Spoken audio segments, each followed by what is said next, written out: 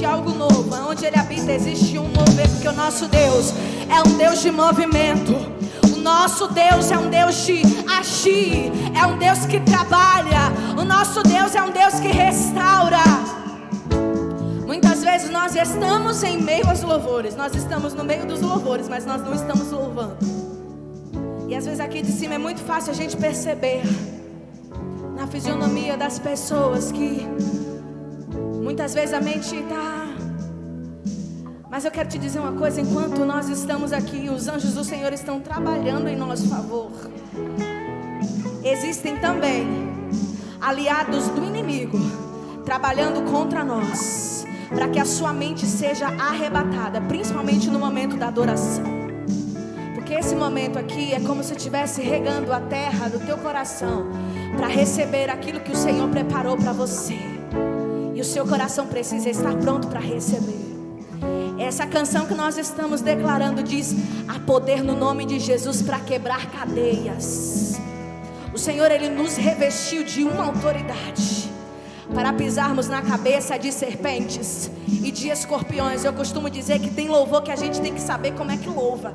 Porque imagina estar um crente na guerra: há poder no...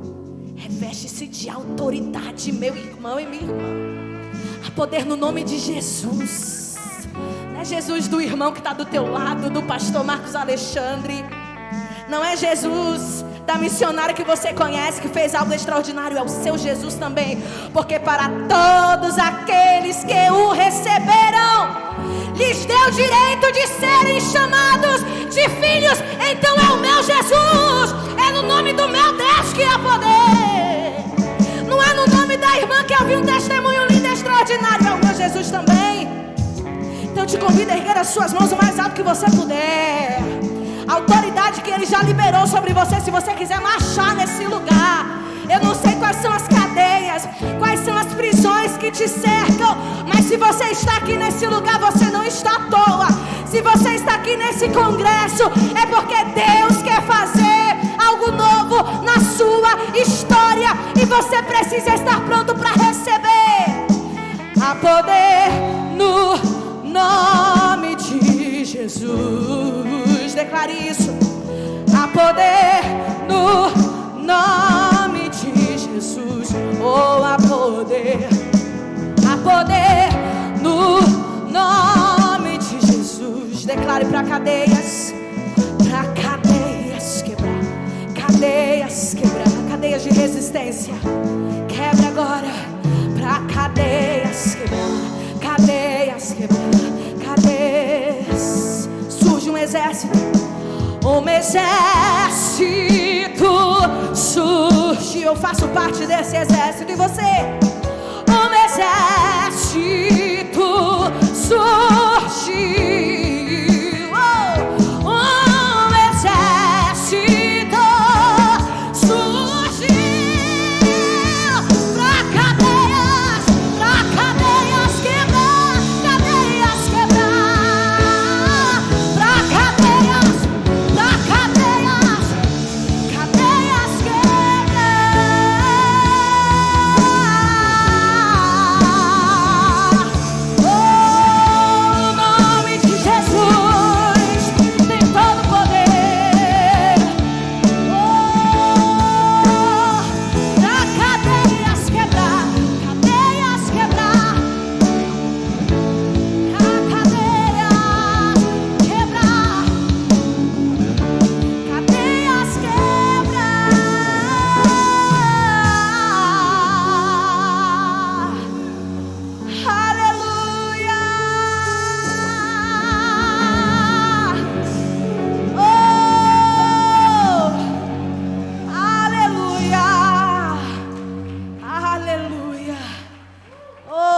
estamos aqui, queremos mais do teu amor.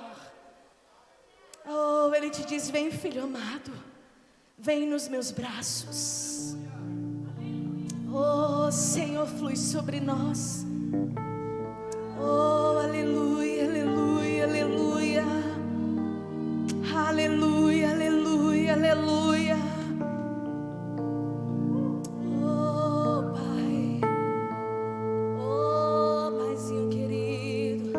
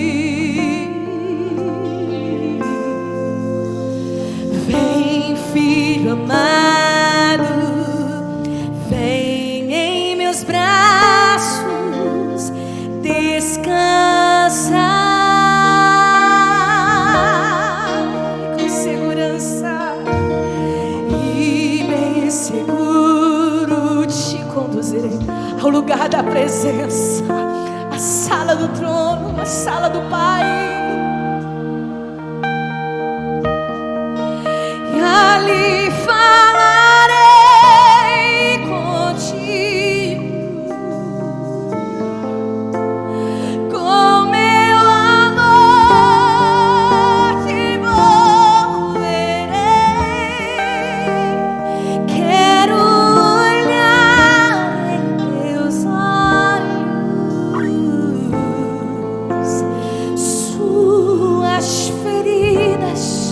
suas feridas sararei. Vem, filho amado, vem, como estás? Esse congresso aqui foi só um pretexto. É como se fosse a antessala. Você está na sala de espera essa noite. Ele vai te conduzir à sala do Pai, à sala do trono. Quantos estão na antessala essa noite? Diga: Pai, Pai, estou aqui. Olha pra mim, eu já cheguei, Senhor.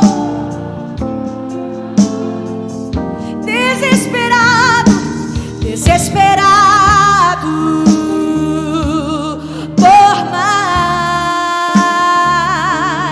de ti. A tua presença, Deus, a tua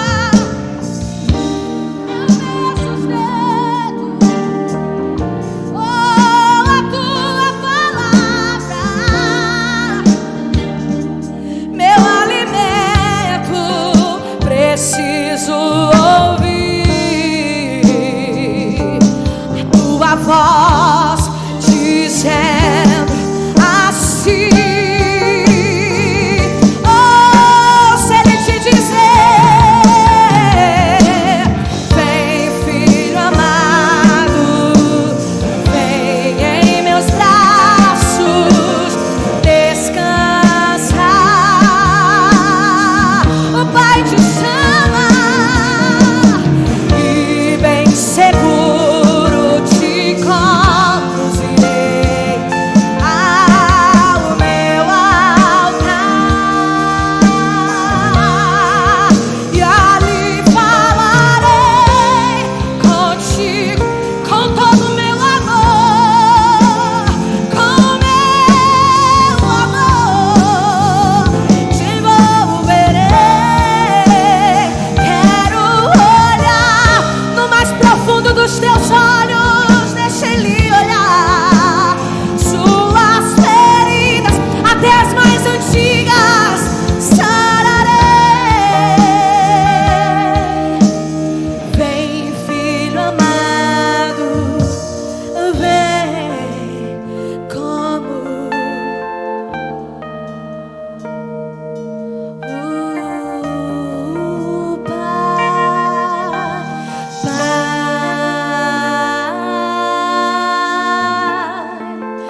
meu Pai, Abba Pai, meu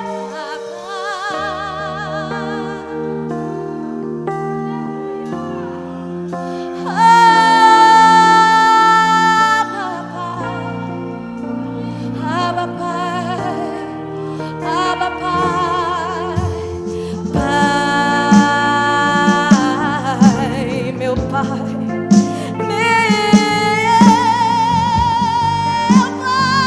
Paizinho querido,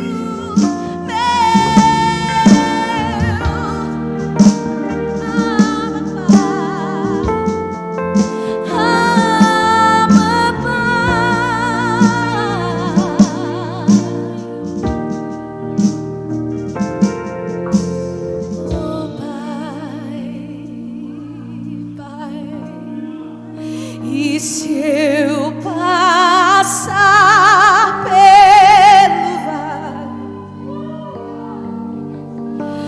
acharei no seu amor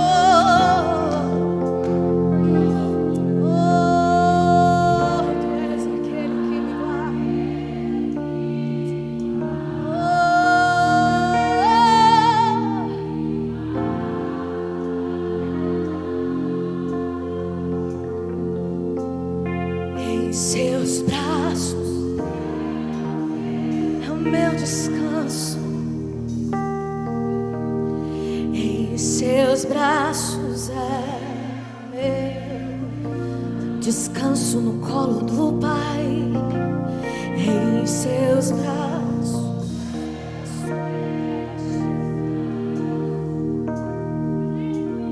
em seus braços, ainda que eu ande pelo vale, e se eu passar pelo vale, acharei conforto em teu amor. Diga bem alto: pois tu és aquele que me guarda, que me guarda.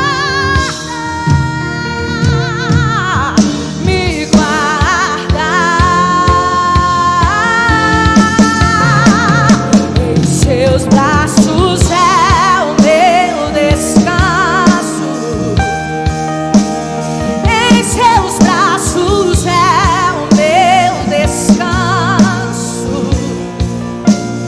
Em seus braços é o meu descanso. Em seus braços é o meu descanso. Recaio em tua graça, Deus. Recaio em tua graça. Oh, recaio de novo em tuas mãos. Recaio em sua graça.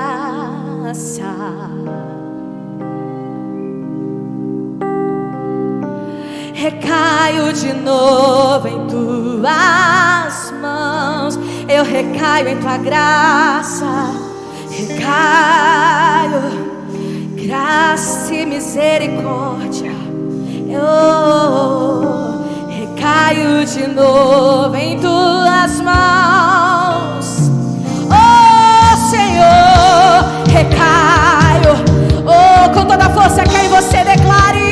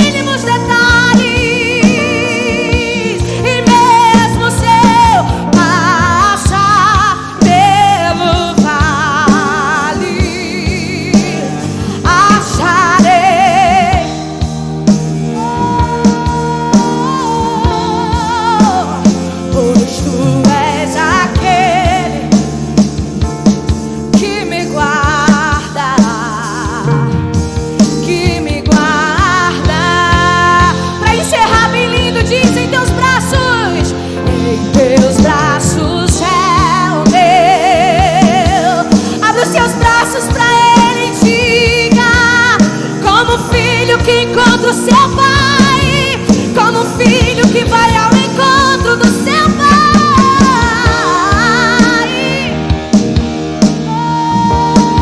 Oh, em teus braços é o meu descanso.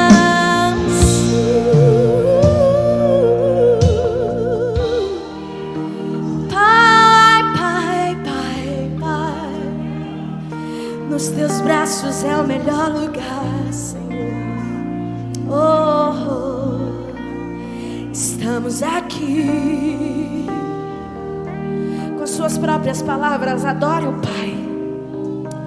Ame o Pai em adoração com as suas próprias palavras. Oh, aleluia, aleluia, aleluia, aleluia.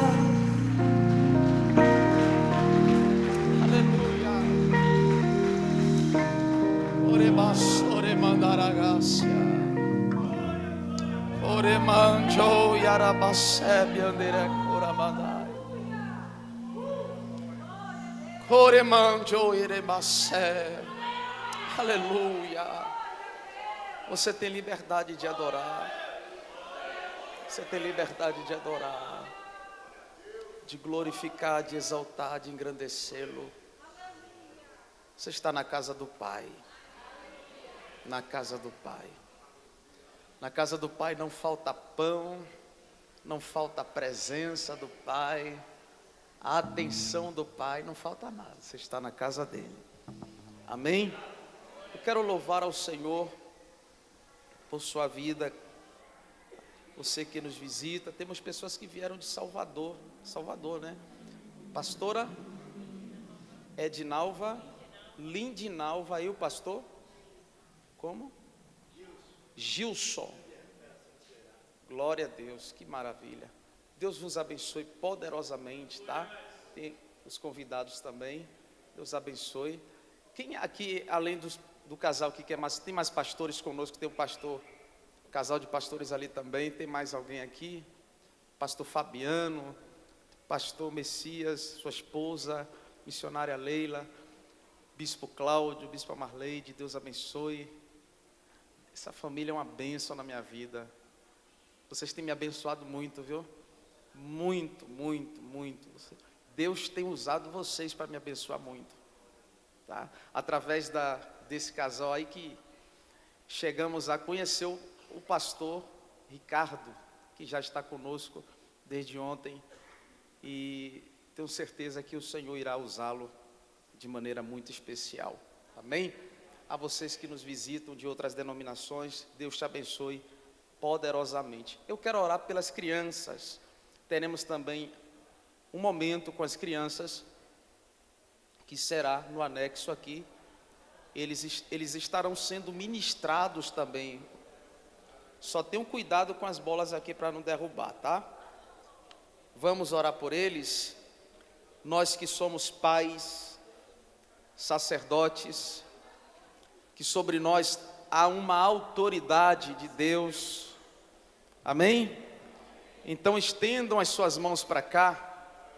Vamos declarar sobre esta geração de profetas, pastores, missionários. Vamos declarar sobre eles que eles crescerão na presença do Senhor, no caminho do Senhor. Aonde eles colocarem a planta dos vossos pés, o Senhor se manifestará, farão a diferença. Há um futuro promissor para a vida dessas crianças.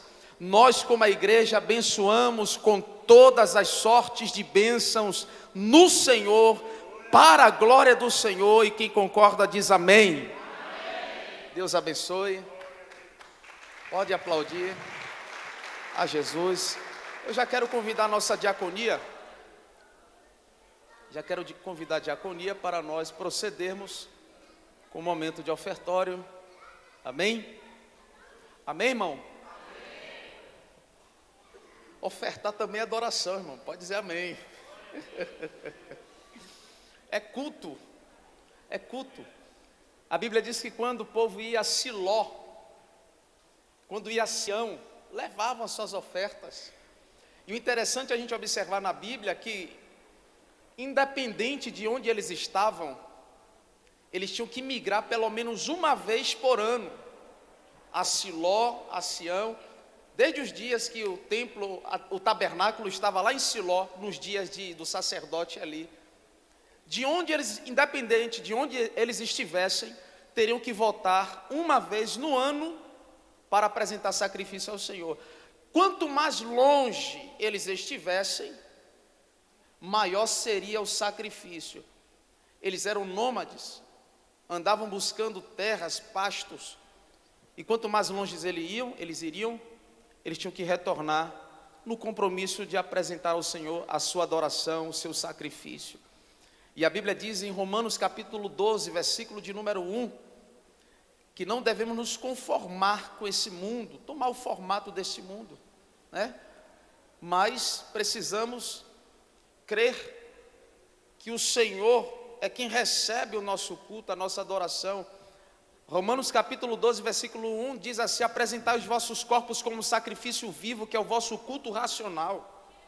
E não vos conformeis, não vos amoldeis, não tome o formato deste mundo, mas sede renovado pelo vosso entendimento, para que saibas qual seja a boa, agradável e perfeita vontade de Deus. E sabemos muito bem o que estamos fazendo aqui, o nosso culto é racional. Viemos apresentar a Ele adoração, viemos apresentar a Ele louvor, viemos entregar a Ele o nosso coração. O nosso coração. João disse lá, nós amamos a Ele porque Ele nos amou primeiro. João 3, o texto vai dizer, Deus amou o mundo de tal maneira que deu. Foi o primeiro a ofertar, o primeiro a entregar. Deus entregou Jesus no Calvário. E eu costumo dizer que a maior expressão de adoração, a maior expressão de amor é a crucificação de Cristo no Calvário. Então, você serve o quanto que você ama. Aí está o termômetro do seu amor. A entrega, conforme você entrega, é conforme você ama. Então entregue o seu melhor nesta noite na casa de Deus. Oferte, adore, não por constrangimento, nem por obrigação, porque não é assim, a voluntariedade. Quando o dízimo passar a ser uma obrigação religiosamente, eu dizimo todo mês, como se fosse uma obrigação, com o coração pesado, não vai prosperar, irmão. Não vai. Deus não recebe nada forçado.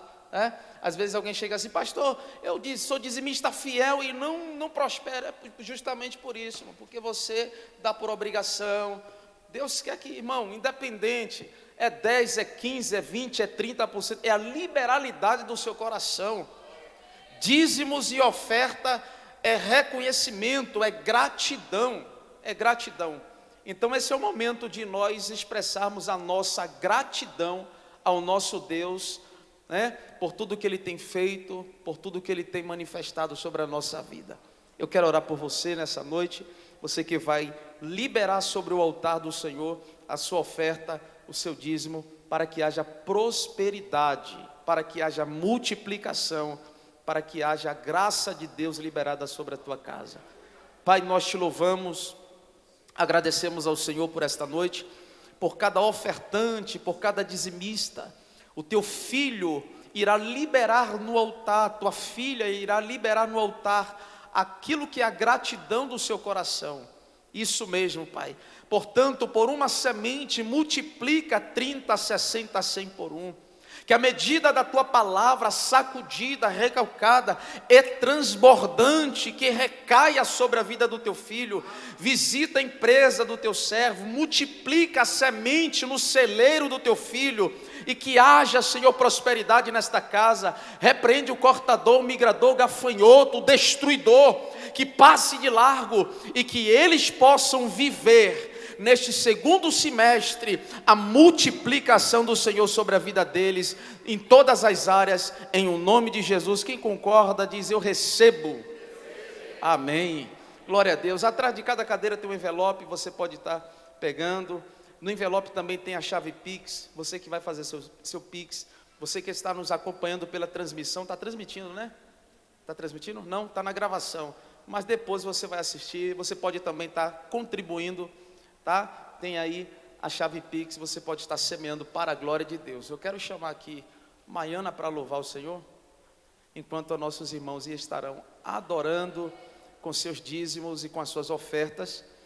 A nossa irmã Maiana vai estar louvando ao Senhor com mais um hino, e logo após nós estaremos sendo ministrados por Deus através da instrumentalidade do pastor.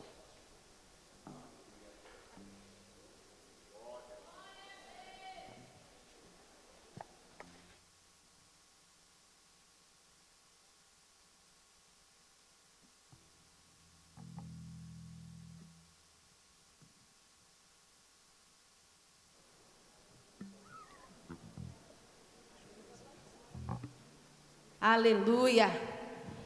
Enquanto você adora com sua oferta, adora também com seu louvor. Amém? Aí você volta para o seu lugar e você continua em pé adorando. Amém, irmãos? O momento da oferta é um momento de muita alegria, um momento de entrega. Aleluia. Eu vejo a glória do Senhor hoje aqui, a sua mão, seu poder sobre mim. Os céus abertos, hoje eu vou contemplar o amor descer neste lugar.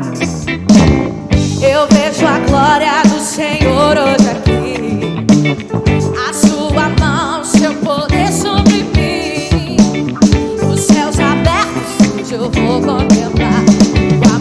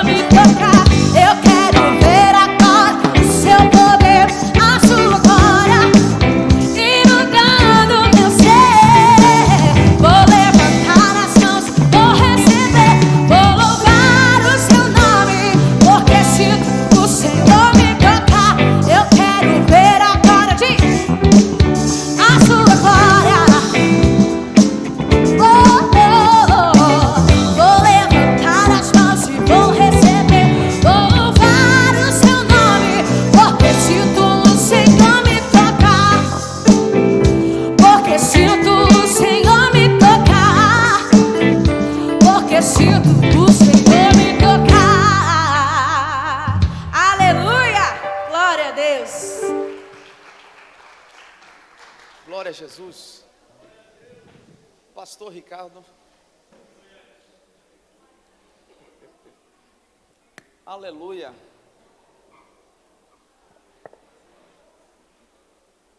Vamos orar por ele, irmãos? Estende as suas mãos para cá. Se coloque em pé em nome de Jesus. Vamos receber o homem de Deus. Pai, nós te louvamos, rendemos a ti graças. Pedimos ao Senhor que a tua palavra que já está no coração venha fluir por meio dos seus lábios. Usa mais uma vez o teu servo, manifestando-se através da tua palavra para louvor da tua glória. Enquanto ele estiver ministrando a tua palavra, guarda a sua casa, guarda a sua família, guarda os seus filhos e manifesta-se, Senhor, em nome de Jesus. Que concorda, diga amém.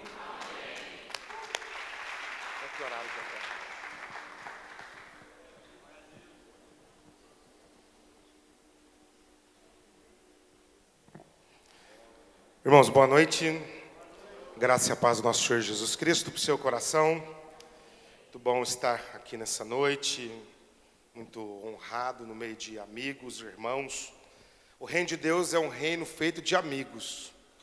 Eu acredito muito nessas conexões do reino de Deus, nessas convergências, pessoas certas nos lugares certos, pelas paixões certas, se movendo pela direção certa. Sempre os grandes milagres são realizados nesses ambientes. Deus sempre conecta você a pessoas, vai conectar pessoas a você para ser plataforma, e aí o reino vai sendo construído nesse ambiente. E quando a gente entende o modo, esse meio que Deus vai se movendo, quem ganha com isso é o reino de Deus. Eu sempre digo que nós somos uma grande família, de muitos lugares, com muitos irmãos, um único Pai e o melhor, vamos morar junto lá no céu, vai ser bom demais, vai ser poderoso esse negócio de eternidade, né? Então nós somos uma grande família, e nessa noite sinto mais uma vez muito honrado de poder conhecer mais uma parte da família que tenho, né? Família da fé, família de muitos irmãos com o mesmo Pai, né? Grato ao pastor Cláudio e à minha pastora, né? A Clarinha não está aqui não, minha cozinheira, minha masterchef principal. Eles têm sido esse canal de bênção para nos conectar aqui na região. Na verdade, eu estive há 4 anos inicialmente, depois esse ano voltei, e a partir daí nasce, né, esse relacionamento. Aí nos conectou ao pastor Marcos e pastora Lisandra, e depois pela Clínica da Alma, né, conheci os pastores queridos que estão aqui. Só falar do pastor Gilson, eu tive a oportunidade de conhecer, né, a pastora Lindinalva nos recebeu em Salvador, há 3 semanas atrás estávamos aqui com a Clínica da Alma. Foi um momento muito profético, muito de céus abertos, muitos resultados, muitas respostas. A gente tem recebido um feedback muito jóia, né, e ali fomos muito bem recebidos. Foi a primeira Clínica da Alma que nós fizemos fora do nosso ambiente, né, lá em Curitiba, e viemos para cá. E realmente Deus tem os seus meios, né, de fazer as coisas.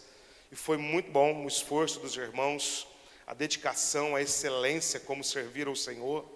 E aí eu tive o privilégio de conhecer o trabalho deles, o CRERA, trabalho de recuperação de adictos, mas pensa um lugar excelente, sobremodo excelente, né? Fiquei impactado, com aproximadamente 70 meninos lá sendo restaurados, né, com uma capacidade aí para o dobro, muito bem organizado. O pastor Gilson é o coronel lá, o general daquela batalha, né? Então eu quero referendá-los aqui nessa noite e agradecer a presença dos irmãos. Pastor Marcos e pastora Lisandra pela hospitalidade desde ontem já, né, com todo carinho, como vocês são, povo hospitaleiro, né? Deus foi tão bom comigo que me deu um pouco dessa hospitalidade lá, né, em Ribeirão Preto. Meu filho casou amanhã, segunda-feira, fez 1 ano do casamento dele. Não, vai fazer segunda-feira 1 ano. O casamento dele vai ser celebrado 1 ano segunda-feira. E casou com uma conterrânea de vocês, uma baianinha retada de Bom Jesus da Lapa. Baianinha retada lá. Então ele estamos esperando o netinho agora chegar, né? Então nós estamos lá nessa cultura mergulhada da hospitalidade de vocês, dessa alegria contagiante, né? Sempre muito bom. E Grato pelo convite, pastores, grato pela maneira como tem cuidado da gente, que Deus possa recompensá-los em nome de Jesus.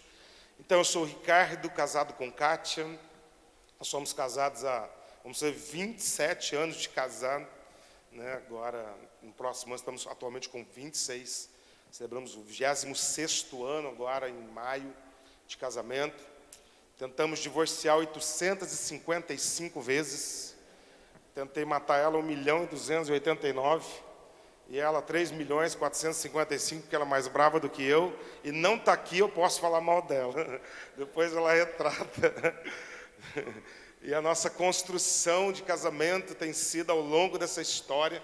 Nós não nascemos cristãos, né? Nós convertemos no processo, 4 anos de casamento, e debaixo de muita confusão, muito caos, uma vida toda disfuncional.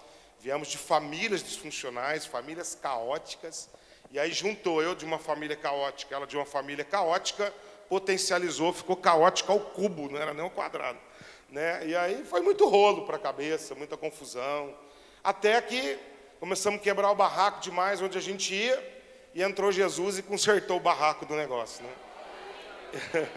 Fomos alcançados por Jesus no meio do processo, e aí ela estava grávida do Lucas, o nosso casamento decorre por conta disso, já estava grávida de 4 meses, depois nós fomos para o casamento quando ela estava com 6 meses, 4 nós comunicamos os pais, e a partir daí começa todo, né, o nosso desenvolver, e aí eu entrego a vida para Cristo aos 26 anos, então vou fazer 22 anos de vida cristã agora. A gente vem de um histórico, né, de servir ocultismo, espiritismo, e quimbanda, e candomblé, essas coisas todas, e bruxaria, já de 3, 4 gerações, a nossa família. Então nós estávamos todos sendo preparados para isso no processo. E aí vem Jesus e frustra os planos de Satanás. Eu fui o primeiro a converter para a glória de Deus na minha geração, todas as gerações passadas. Fui o primeiro, não tinha nenhum crente na família. Fui o primeiro da minha família. Hoje, para a glória de Deus, mais de 70% da minha família já se rendeu a Jesus. Está servindo ao Senhor conosco lá no ministério. E uma outra parte ainda continua no candomblé, os 30%. E a gente está orando por isso. E todos vão se render, porque todo joelho se dobrará e toda língua confessará que Jesus Cristo é o Senhor. Então Deus nos deu o Lucas, né, que completou agora, dia 14, 26 anos de idade. Lucas completou 26 anos, quarta-feira. E a Vitória com 19 anos. O Lucas está comigo lá, o Lucas serve integralmente com a gente na igreja. Nós temos um trabalho com moradores de situação de rua. Nós cuidamos de 40 homens numa casa, chama Travessia.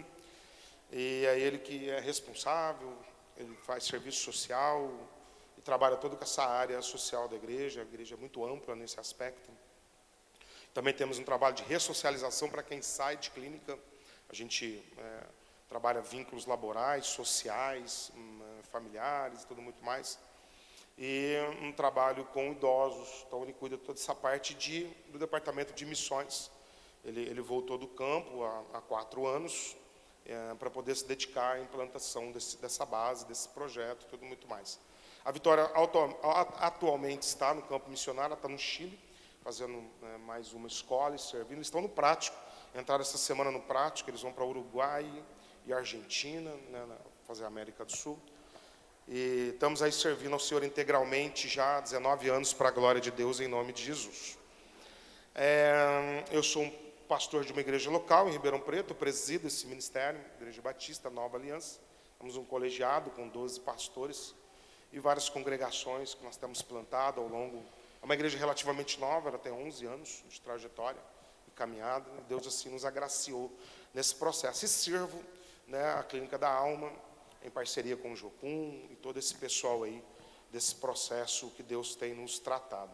Na verdade, esse assunto nasce porque eu passo por esse processo. Eu submeto a esse processo de cura da alma, de restauração, de libertação. Minha conversão entra todo nesse processo de caminhada. E quando eu me deparo com a realidade, eu descubro que existe uma distância da salvação da nossa vida para a verdadeira conversão e a vida plena e a vida abundante em Cristo Jesus. Então eu percebi que no momento em que entrego a vida para Cristo, Meu espírito é recriado, eu passo agora de criatura para filho de Deus, sou transportado do reino das trevas para o reino da luz, do Filho do seu amor, a qual nós encontramos a redenção a saber em Cristo, né? Paulo diz isso em Colossenses 1, de 9 em diante, e a partir daí eu tenho um espírito recriado, passo da morte para a vida. Agora, no mundo espiritual, o Senhor me salva das minhas mazelas, maldições, perturbações, toda aquela escrita de dívida que estava sobre mim é cancelada, né? Tetelestai, está pago, está consumado, está cancelado. E aí beleza, chega no outro dia, eu me deparo com as mesmas crises do meu coração. Falei, não é possível, sou crente, entreguei a vida para Cristo ontem, fui no culto, até chorei lá, né? Nem acreditava nesse negócio de crente, esse negócio de igreja.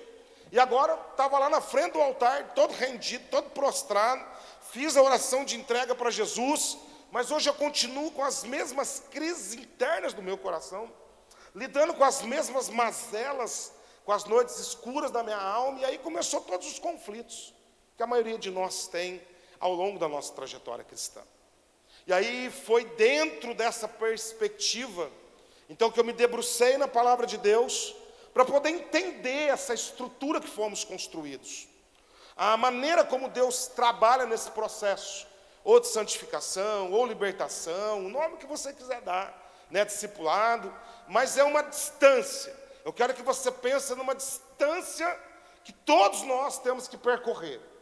A ideia é, quando somos salvos em Cristo Jesus, uma porta da eternidade se abre para nós, para morar na eternidade com o Senhor. Essa porta para morarmos na eternidade com o Senhor estava fechada. A ira de Deus estava manifesta e não tinha nada que a gente fizesse para poder novamente nos conectar ao Pai. Estávamos totalmente separados de Deus. E agora Ele cria um plano perfeito, que é Cristo Jesus, habita entre nós e nos dá a oportunidade, abre a porta do céu. Então é a porta que se abre de salvação. Porém, nós temos um caminho para percorrer, que você pode chamar de caminho, de processo, de jornada, de caminhada. É a trajetória que nós temos para entrar por essa porta e desfrutar dessa eternidade com o Senhor. E esse é o grande desafio da maioria de nós. Quando a gente fala sobre paternidade, quando a gente fala sobre orfandade, quando a gente fala sobre esse contexto de conexão com Deus, nós temos descoberto ao longo dessa trajetória que muitos foram alcançados por Jesus, mas nunca descobriram o caminho do coração do Pai. E aí constrói-se uma desconexão geracional. E o grande problema dessa ruptura, dessa desconexão, é que a gente não consegue desfrutar da vida plena e da vida abundante em Cristo Jesus. O texto que eu quero iniciar com você é João 14. João 14, por favor, Evangelho de João, capítulo de número 14. Esse bate-papo de Jesus com os discípulos na reta final da partida dele. João 14, versículo de número 1 em diante.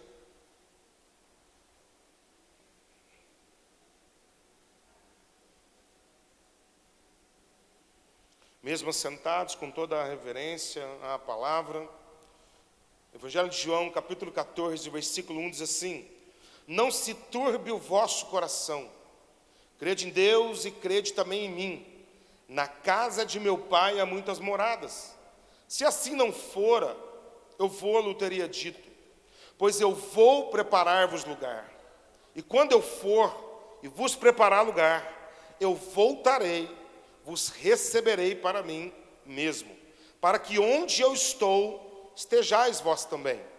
Versículo 4. E vós sabeis, olha a afirmação de Jesus, e vós sabeis o caminho para onde eu vou. O 5. Disse-lhe Tomé: Senhor, não sabemos para onde vais. Como saber o caminho? Respondeu-lhe Jesus: eu sou o caminho e a verdade e a vida. Ninguém vem ao Pai, senão por mim. Se vós me tivesseis conhecido, conheceríeis também o meu Pai. desde agora o conheceis e o tendes visto. Replicou-lhe Felipe: Senhor, revela-nos, mostra-nos o Pai, e isso nos basta. Disse-lhe Jesus: Felipe, há tanto tempo estou convosco, e não me tens conhecido? Quem me vê a mim, vê o Pai. Como dizes tu, mostra-nos o Pai. Vou ler até aqui. Que o Espírito de Deus possa revelar a palavra dele aos nossos corações, em nome de Jesus. No mínimo intrigante esse bate-papo de Jesus com os discípulos. É a reta final, a última semana da trajetória terrena de Jesus. Ele está numa série de ensinamentos em relação a tudo quanto vai acontecer. Ele vai ensinar sobre, eles estão na mesa, ele ensina sobre o serviço, ele ensina sobre o novo mandamento vos dou, ele fala sobre o traidor, ele fala sobre Pedro que vai abandoná-lo, ele avisa Pedro do que vai acontecer, e agora ele vai confortar o coração dos discípulos. Jesus agora começa esse assunto dizendo: olha, não deixe o coração de vocês ficarem perturbados pelo que vai acontecer. Tem um desdobramento aí na jogada. Tem um processo todo que vocês vão precisar colocar em prática para uma jornada. Tem uma continuidade à trajetória de vocês. Esses 3 anos foram mesa, foram um acompanhamento, um discipulado, milagres, ensinamentos, tudo que vocês viram acontecer. Mas agora eu quero pedir algumas coisas para vocês. Diante dos acontecimentos, guarde o coração de vocês, crede em Deus, e crede também na obra que eu vim consumar e realizar em favor de vocês. Na casa do Pai, há muitas moradas, há muitos lugares para todos nós. O Pai vai receber a todos nós, e eu estou indo preparar esse lugar. E quando eu preparar, eu volto para vocês. Eu vou receber vocês para mim mesmo, para que onde eu estiver, vocês estará comigo também. Pois ele vai falar do Paracletos, no 15, ele vai falar do Consolador, da presença do Espírito. E aí, no meio desse bate-papo, no versículo 4, ele diz: olha, então vocês sabem o caminho para onde eu vou. Vocês conhecem, vocês têm ciência, vocês têm conhecimento, através dos sentidos de vocês, o caminho que eu vou trilhar.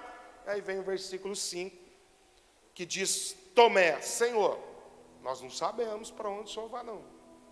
Nós não temos o entendimento de onde o Senhor vai não.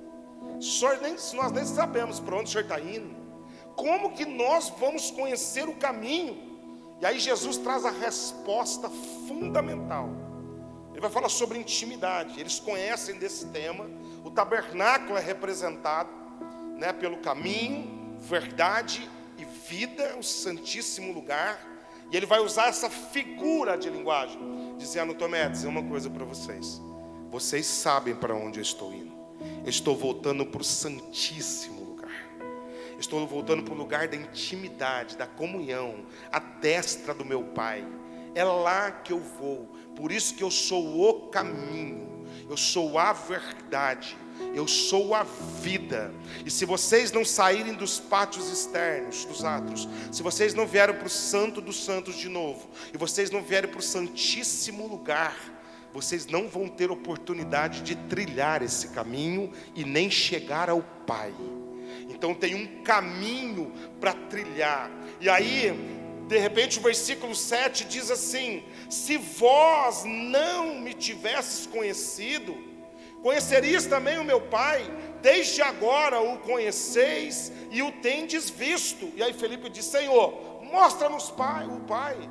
Isso já basta para nós. E aí, para mim, a resposta de Jesus é essa chave que nós precisamos para virar, a partir dessa noite, o entendimento nosso. Disse Jesus a Felipe: há tanto tempo eu estou com vocês e vocês não me conhecem, Felipe. Eu quero fazer uma pergunta para começarmos a pensar dentro desse texto. Você conhece o Pai? Diante de tanto tempo de caminhada que você tem com Ele, você de fato conhece Jesus? Essa palavra conhecido, se vocês me conhecessem, a definição dessa palavra, só para você ter uma ideia, está dentro de um grego, é a expressão idiomática judaica para relação sexual de homem e mulher. Essa palavra conhecimento é intimidade.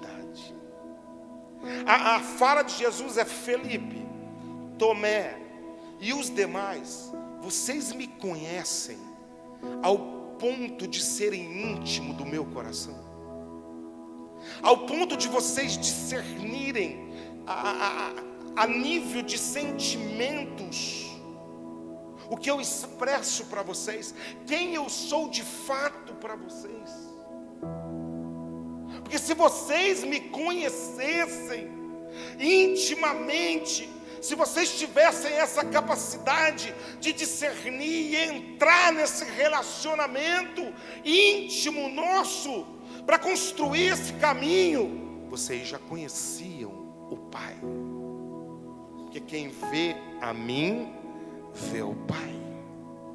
Quem se relaciona comigo nessa intimidade, se relaciona com o Pai nessa intimidade. A palavra de Felipe mostra-nos então, quando Felipe diz, dentro desse processo, disse-lhes Felipe: Senhor, mostra-nos o Pai, revela-nos o Pai, e isso basta.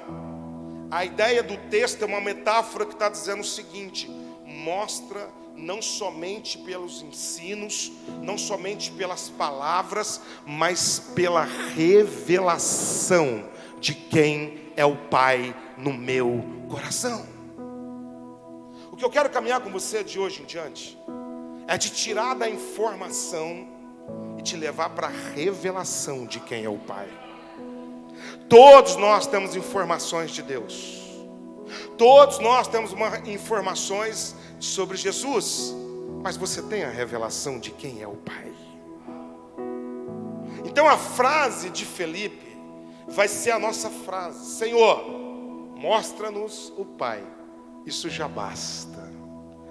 A nossa oração aqui nesses 3 dias vai ser essa: Senhor, bom estarmos aqui com todo mundo, mas revela-nos o Pai. Isso já basta para nós. Se nós tivermos a revelação de quem é o Pai, o nosso destino vai ser diferente, a nossa missão é diferente, o nosso plano é diferente, o nosso propósito é diferente, nós vamos levantar amanhã diferente, nós vamos vivenciar o nosso dia amanhã diferente, nós vamos dar resposta diferente, nós vamos nos mover diferente, nós vamos nos conectar diferente, e nós vamos viver cristianismo diferente. É o Pai quando é revelado no íntimo do nosso coração. Quando eu tomo uma decisão na minha vida aos 14 anos de idade, meu pai, eu venho de um casamento disfuncional lá dentro de casa, como eu te falei, caótico, debaixo de muita briga, de muita confusão, de muito caos, de muito alcoolismo, machismo, a família pós-moderna qual nós enxergamos hoje. Então essa família onde o homem é o machão, aonde ele acha que só porque ele é provedor ele tem direito dos gritos, dos pontapés, do autoritarismo, porque ele paga as contas. Então meu pai vem debaixo dessa estrutura, mergulhado num alcoolismo, seguido de uma vida toda promíscua, toda prostituta. E a partir daí a minha mãe precisou calar-se a vida toda, porque ela tem 4 filhos, nós somos 4 irmãos, eu sou o mais velho, 4 filhos para poder sustentar. E aí ele impede ela de poder realizar-se em todas as áreas, ele castra, ele abusa emocionalmente, a proíbe de ter uma profissão, proíbe de poder desenvolver os seus dons e talentos, e ela fica subjugada para poder servi-lo o tempo todo. Eu me lembro que todas as vezes que ele chegava era um inferno na nossa casa, porque na verdade ele era todo cheio de autoritarismo, não autoridade, tem uma distância aí. E aí, com toda a forma dele tratar a minha mãe, aquilo foi entrando uma crise no meu coração. E eu dizia: quando eu crescer, eu vou defender minha mãe, eu vou defender minha família, eu vou dar um jeito nesse cara. E aí eu começo a responder toda a trajetória de disfunção da família, principalmente o papel do meu pai, com uma rebeldia no meu coração, com uma amargura no meu coração. Além disso, ele era uma pessoa muito amarga com a vida, então ele liberava muitas palavras que marcavam a nossa história. Palavras que ficaram ressoando por anos na minha mente. Ele dizia: você nunca vai ser nada na vida, você nunca vai ser um homem, você não vai prestar para nada, você não vai conseguir sustentar uma família, você não vai conseguir sustentar os teus filhos, vocês não vão ser bem-sucedidos, vocês são preguiçosos, vagabundos. E nós entrávamos para tomar banho e era um caos, porque ele que pagava aquela conta de energia. Aos domingos era o nosso maior trauma, porque a gente tinha que esperar ele chegar do bar. E ele chegava todo alcoolizado e nós tínhamos que esperar, porque ele trazia o frango para a gente comer, com a macarronada e o refrigerante todo domingo. E aquele frango dava uns 10 capotes no meio do caminho. Aí chegava todo desfigurado aquele frango em casa. E nós na mesa, todos assustados, não podia dizer nada. E ali nós almoçávamos, e o que nós mais queríamos era sair daquela mesa. Sabe quando você está sentado numa mesa, mas por dentro você está em pé? Sabe quando você está dizendo sim, Senhor, mas por dentro você está dizendo: se eu tiver oportunidade eu vou matar você? Sabe quando você balança a cabeça e cumpre uma obrigação por uma regra? Porque você só é elogiado quando você cumpre regras, mas por dentro que você quer jogar tudo para o alto. Eu dizia: quando eu fizer uma idade que já pode trabalhar, eu vou sair de casa, eu nunca mais volto, eu vou conquistar, para provar para esse cara que eu vou ser alguém na vida, custe o que custar, não importa o que eu vá me tornar, o que eu vá fazer, eu vou provar para ele que eu vou virar homem de verdade. Aos 14 anos, para 15, eu fui para um colégio interno e saí de casa. O meu irmão, depois com 16, saiu de casa. A minha irmã com 16, saiu de casa. Só fica o caçula, que ele tinha 10 anos de diferença. O último estava bem novinho e ficou com eles. E a vida piorou demais nesse contexto. Até então eu não volto mais para casa. Eu não voltei mais para o ambiente da minha família. Dali eu fui faculdade e depois eu conheci a Kátia. Nós entramos num namoro, seguido de um noivado. Ela engravidou do Lucas. E aí eu fui construir a minha vida e fui edificar a minha vida. E a partir daí eu me envolvi com todo tipo de mazela maldita só para conquistar. Então eu me tornei um mau caráter. Então eu comecei a quebrar princípios, valores. Não importava o que eu fazia. O que importava é que estava dando resultado. Então o que me movia, a motivação que me movia, era a dor que eu tinha daquele teto construído na minha casa, porque eu queria provar para ele que eu ia me tornar uma pessoa melhor do que ele. Então eu julgava, eu condenava, eu criticava, e eu fechei o meu coração, porque ele era um adúltero, porque ele era um imoral, porque ele era um promíscuo, porque ele era um beberrão, porque ele era um mentiroso, porque ele era um cara totalmente egoísta que só pensava nele. Daqui um pouco eu me tornei uma pessoa pior do que ele. Eu vejo isso acontecer todos os dias no meu gabinete. Eu vejo filhos que entram lá e que estão respondendo com amargura à disfunção dos seus pais, que estão respondendo debaixo de dores, que não conseguem honrá-los e os desprezam. Daqui a alguns anos eles voltam no meu gabinete e se tornaram pessoas piores que os seus pais. E eu me tornei esse cara. Aí eu me envolvi, eu já estava envolvido com tudo que não prestava. Eu me envolvi com roubos, com receptação, com uso de drogas, com excesso de álcool, com prostituição. E a vida foi virando um caos. Isso eu havia engravidado a Kátia no processo, minha esposa. E aí nós não queríamos esse casamento, nós éramos dois jovens, 19 anos, ela 18 para 19, faculdade. E aí começamos todo o processo agora para abortar o Lucas. Não bastou gerar fora do casamento, agora nós construímos todo o rito para abortá-lo. E só com 4 meses daquela gestação, que ela teve um sangramento, foi hospitalizada, a gente teve que revelar aos pais que ela estava grávida. E depois disso a nossa vida virou um caos. E dentro desse processo todo, o Lucas nasce. A nossa vida piora muito mais nessa caminhada, nessa jornada. E a partir daí, todo aquele teto que eu tinha na minha vida, que eu julguei, que eu condenei, que eu não queria de jeito nenhum, agora eu estou numa situação pior.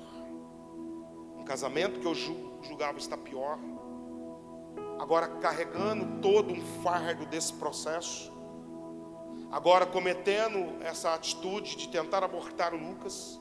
Primeiro já era fora do casamento, vou falar sobre isso amanhã, as complicações que isso pode trazer. Depois a tentativa de aborto. Aí ele foi gerado nesse ocultismo. Do quarto mês em diante, a Cátia teve várias tentativas de aborto, então a gente precisava ir toda semana para aquele terreiro. Eles precisavam de vir toda semana fazer trabalho dentro de casa. E essa gestação foi debaixo dessas consagrações e pactos. E esse menino nasce com muita doença, muitas enfermidades, com um caos estabelecido na vida. E aí nosso casamento deteriora mais, eu saio de casa, meu sogro assume toda a responsabilidade. Tudo que o meu pai havia declarado, que eu correspondi com amargura no meu coração, foram as profecias que começaram a se cumprir na minha vida. Porque esse é o grande desafio. Quando nós não conhecemos o caminho, quando nós não conhecemos o nosso destino, quando nós não conhecemos o Pai, quando nós não temos essa comunicação com Deus como nosso Pai, daqui um pouco, as coisas que vão acumulando em nossas vidas, essa jornada e essa trajetória, começa a definir como essa profecia distorcida diante dos fatos da nossa história. E aí começa a deteriorar a nossa caminhada. Então quando a gente começa a pensar sobre estrutura de paternidade, estrutura de orfandade, nós precisamos voltar para a família. Deus, quando quis revelar toda a tua natureza, Ele construiu e constituiu a família. E através da família, dos papéis de cada um nessa estrutura de família, Deus revela as facetas do seu caráter, os seus atributos comunicáveis e incomunicáveis, através da família. Então Ele cria o homem e libera sobre o homem valores, verdades e características que só o homem tem. E quando o homem comunica esses valores, essas verdades, e comunica essas características, ele revela o Pai. E aí ele constrói a mulher, e ele coloca princípios, e coloca valores e verdades, e agora características que só as mulheres têm. E quando ela expressa, alinhado com os princípios, valores, verdades, essas características, ela revela quem é o Pai. Quando o casamento, a instituição matrimônio, está alinhado com o coração de Deus, então a instituição matrimônio também revela pela sua característica do senso de sinergismo, de unidade, de comunhão, de equipe, a capacidade de ministrar esses filhos, equilibrando individualidade e relacionamentos. Quando os filhos chegam ao redor da mesa como rebentos da oliveira, a Bíblia diz que Deus também imprime nos filhos verdades, valores, princípios, características, que quando eles revelam o Pai. Então quando nós olhamos para uma família, Ele diz para Abraão: em ti serão benditas todas as famílias sobre a face da terra. Então tem uma promessa estabelecida sobre a família. Satanás precisa distorcer esses valores. Satanás precisa impedir essas comunicações. Porque se o pai não comunica, a mãe não comunica a natureza de Deus, se os filhos, os seus de equipe não comunicar, uma mentira vai ser ensinada para a próxima geração. E quando essa mentira for ensinada para a próxima geração, um conjunto de pensamentos, sofismas, altivez, crenças vai ser construída, e daqui um pouco anula toda a verdade de Deus, e nós começamos a viver pelas falsas profecias de Satanás. Aqui nasce a orfandade. O princípio da orfandade é nós não funcionarmos na verdade de Deus, Pai, e começarmos a dar ouvido nas mentiras do diabo. E aí é o terreno da família, porque a família estabelece esses padrões que vai colaborar para a formação do indivíduo, da sua personalidade, do seu caráter. Veja, as bênçãos de Deus não estão atreladas ao indivíduo. As bênçãos de Deus estão atreladas à família. Por que você acha que hoje tem muitas pessoas que têm dificuldade de congregar nas nossas igrejas? Eu não sei aqui no estado de vocês, mas em São Paulo nós temos um rebanho em trânsito violento. Ninguém para em lugar nenhum. Por quê? Porque as pessoas não conseguem parar nos seus casamentos, não conseguem parar nos seus relacionamentos familiares, não conseguem parar para ficar sozinha com elas nem se suportam mais. Você acha que elas vão parar nas nossas igrejas, pastor? Sabe onde está a maior crise do nosso rebanho hoje? Orfandade. Porque a igreja não é uma organização, é um organismo vivo, é um corpo, tem um cabeça, muitos membros, e nós precisamos pertencer a uma família. Igreja não é para frequentar.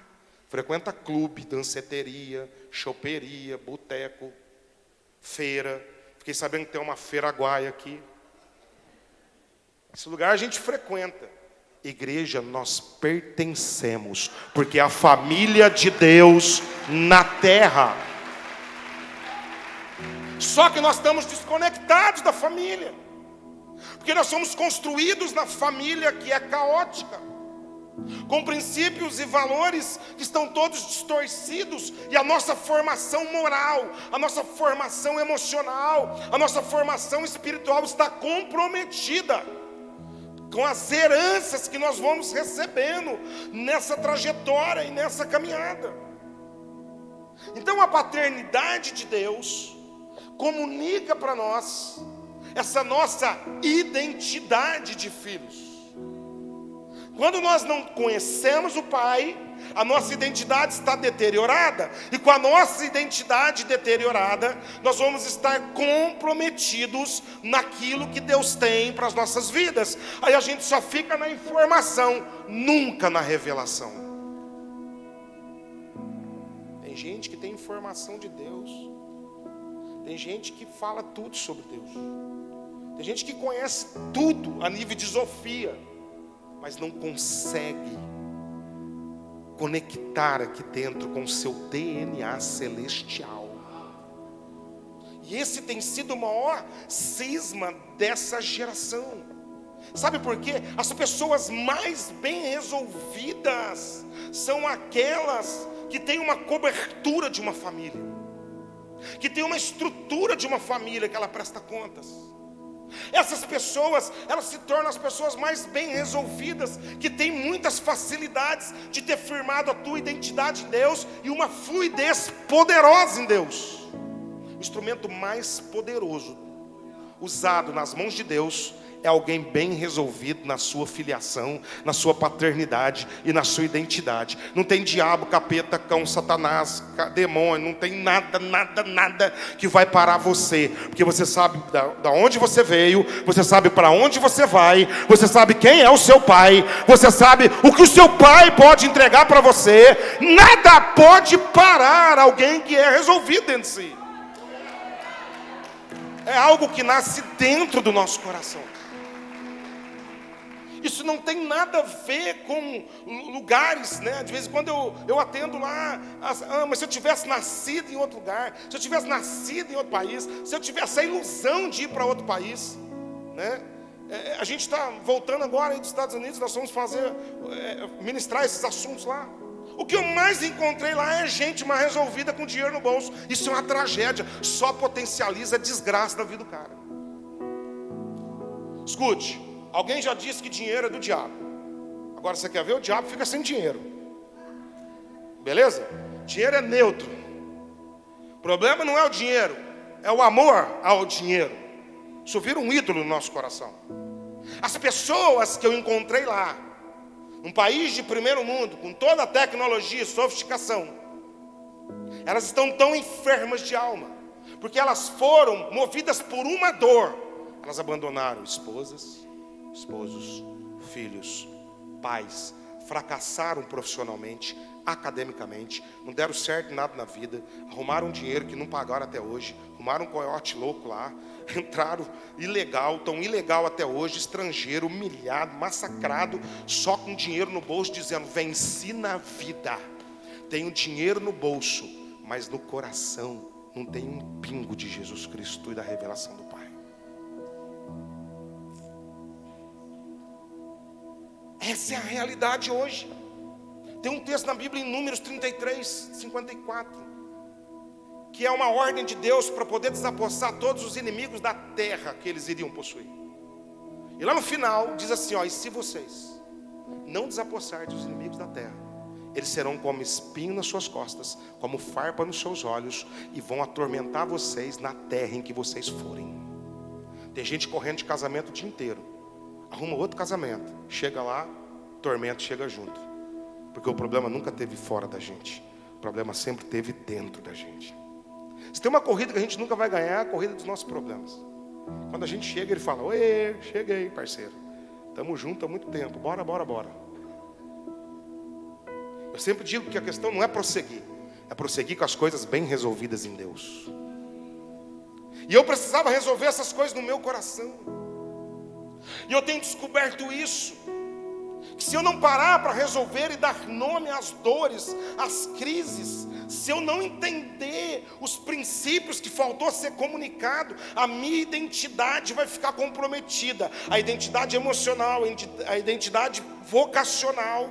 Ei, e Deus, Ele te construiu com um design específico. No meio de mais de 7 bilhões de pessoas sobre a face da terra, você é o único, eu sou o único, até porque ninguém aguentaria 2 de nós.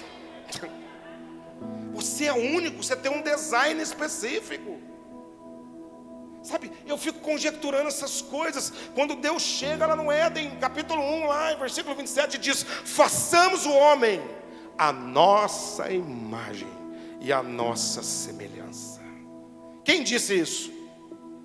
Você achou que quem te fez foi o teu pai e tua mãe, numa noite lá meio esquisita, que escapou alguma coisa, que não deu certo, que o negócio saiu pela culatra. Tu foi uma tabelinha mal feita, uma camisinha estourada, um negócio meio estranho, e você está cheio de crise por isso. Deixa eu dizer um negócio para você. Deus só usou aquelas circunstâncias porque você já estava pronto na eternidade, e você precisava chegar aqui. Você precisava chegar aqui, porque é assim que Deus faz. Ao longo dessa caminhada, Deus, Ele cria a gente com propósito. Paulo vai ensinar isso para a gente em Efésios, capítulo 2, no versículo 10. Somos criação de Deus, realizadas em Cristo Jesus, para fazermos as boas obras, das quais Ele preparou antes da eternidade do fim do mundo. Você entende isso? Deus olha aqui para a terra e fala, lá em Feira de Santana, no ano... Que ano você nasceu, pastor? No ano de 82, precisa de um cabra que vai pregar a palavra de Deus naquele lugar. Eu preciso de um homem lá com essas características. E aí reúne lá a Trindade, vão fazer. Pastor Marcos Alexandre. Na eternidade teve uma reunião, cara. E aí está aqui o pai e a mãe do Marcos. E aí Deus tem pressa nesse plano, porque precisa que ele cresça, desenvolva. Você já parou para pensar que Deus move tudo para trazer alguém em um determinado momento? Você já parou para pensar? Que Deus move leis da física, leis da natureza, leis da biologia. Você já viu que tem gente que nasce 6 meses, 7 meses, 8 meses, 9 meses? Você acha que o que é isso aí? Você acha que Deus erra? É porque Deus precisa de você nesse exato momento. E Ele vai criar uma situação, nem que for no meio de dor, no meio de coisa que aparentemente não vai dar certo. É paradoxo, é uma contradição aparente com uma verdade de Deus. Está incutido lá. Chega o Marcos nesse determinado ano.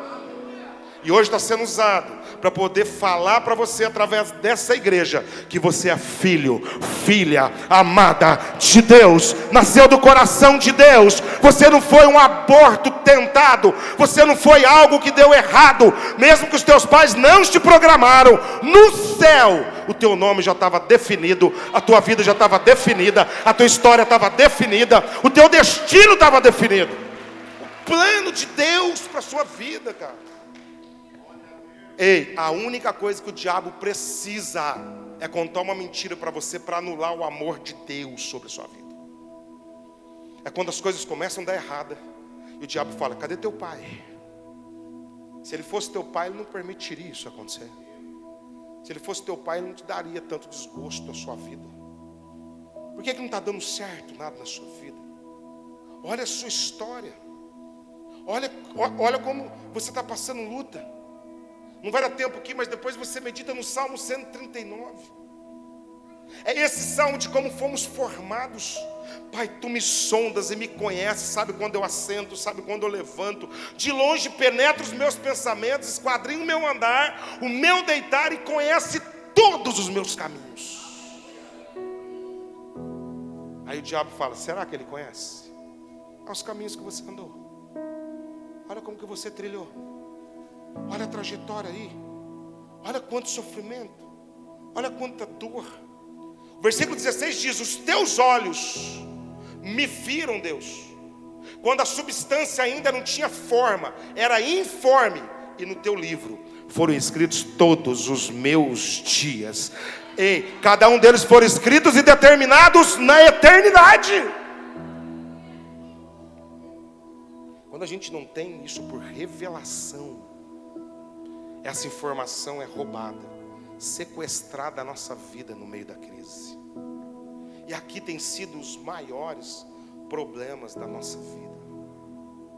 É aqui que nós temos permitido o teto de orfandade destruir a nossa vida. Os discípulos, eles conhecem Jesus, o Jesus que vai revolucionar o Império Romano, o rei que vai assumir, mas como um poder temporal eles acham. Mas eles não tinham intimidade e revelação do Pai em Cristo Jesus. Será que nós não temos conhecido como igreja só o Cristo temporal? A gente já experimentou milagres, a gente vem para um culto, já experimentou sinais, maravilhas, a gente tem o Espírito Santo, é ministrado. Só que quando a gente se depara com situações que aparentemente fugiu do controle, a gente não tem a revelação que o Pai tem o comando de todas as coisas. E aí quando eu chego aos 26 anos de idade, eu estava num culto no Dia dos Pais, e na igreja estava dando um imã de geladeira. Eu converti, não consertei a situação com meu pai. E aí a Cátia falou assim para mim: por que você não pega esse imã de geladeira e leva para o seu pai de presente no Dia dos Pais? Estava escrito assim, ó: papai, vírgula, Jesus te ama e eu também. Eu falei: Cátia, você é doida. Se o meu pai pegasse imã naquele frango que vai da zebra, ele vai jogar frango e imã na minha cabeça. E vai excomungar a gente até 10 gerações, vai acabar com o Dia dos Pais, e vai acabar com o almoço dos meus irmãos, das minhas cunhadas e sobrinhos, tudo bandoso. Vou lá cumprir meu protocolo para nos honrar ele. Eu nem quero ir lá. Eu sentava, mas ficava em pé no meu coração. E aí eu chego, nós estamos sentados, como sempre, esperando meu pai chegar. Aí chega naquele estado, ele estava alterado ao extremo, já entrou xingando. Acho que o frango tomou uns 80 capotes naquele dia. Estava sem uma asa, estava um caos. E aí ele senta, tudo gelado já o negócio, já xingando. E aí a Cátia me pega o negócio, cara, entrega na minha mão e falou: dá pro seu pai a lembrancinha. Eu falei: eu vou te matar a hora que sair daqui. Vou matar, vou enforcar você. Ele falou: o que é isso daí? Eu falei: é uma lembrancinha do Dia dos Pais. Ele abriu e leu: papai, vírgula, Jesus te ama e eu também. Ele falou, é sério isso aqui? Eu falei, eu nunca tive coragem de te falar, mas eu te admiro e eu te amo, cara. E nós precisamos resolver a nossa vida. Ele começou a chorar, deu uma disfarçada. Naquela semana, meu pai foi diabético. E junto com bebida, isso não dá certo. E a diabetes dele foi lá para as alturas. Ele foi para a UTI, tomou um tombaço no meio da rua. Foi para a UTI, minha mãe me ligou, fui na UTI. Ele recobrou a consciência. Deus falou, agora é o momento de se acertar a sua situação com o seu pai. Fechei aquele biombo lá, nós ficamos lá horas. E eu pude confessar para ele o tanto de mágoa, de ódio, de raiva, de ira, as coisas que eu fiz só para tentar provar para ele que eu ia ser alguém na vida. Nós nos reconciliamos ali. Meu pai entregou a vida para Jesus Cristo de Nazaré e está na eternidade com o Senhor hoje. Eu concluo dizendo para você em Malaquias, no último livro do Antigo Testamento, capítulo de número 4, versículo de número 6, diz assim, o 4 diz assim, 4:4, lembrai-vos da lei de Moisés, meu servo, qual eu os prescrevi em Horebe para todo Israel, a saber estatutos e juízos. Eis que eu vos enviarei o profeta Elias, antes que venha um grande e terrível dia do Senhor. Ele converterá o coração dos pais aos filhos, e o coração dos filhos aos seus pais, para que eu não venha e fira a terra com maldição. A ordem expressa de Malaquias foi uma conversão do coração dos pais aos filhos e dos filhos aos pais. Passa-se 400 anos, tem uma desconexão entre pais e filhos. Vem João Batista, no Lucas capítulo de número 1. Dali em diante ele começa a pregar.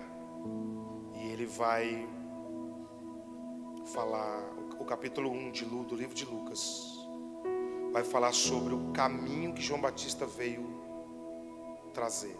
Foi o caminho da reconciliação. Todo vale será aterrado, outeiro. Todo vale será aterrado, todo outeiro será nivelado. Converterei o coração dos pais aos filhos, dos filhos aos pais, para sarar. Vem João Batista preparando um caminho, e a partir daí o avivamento que a Jesus veio para transformar todas as coisas. Escute, eu não sei se teu pai biológico pisou na bola, é possível. Não sei se ele abusou de você, gerou traumas profundos, abusos emocionais, verbais, violência. Não sei se ele foi um cara cheio de regras, disfuncional, alcoólatra, mulherengo, cheio de grito, família desestruturada, disfunção.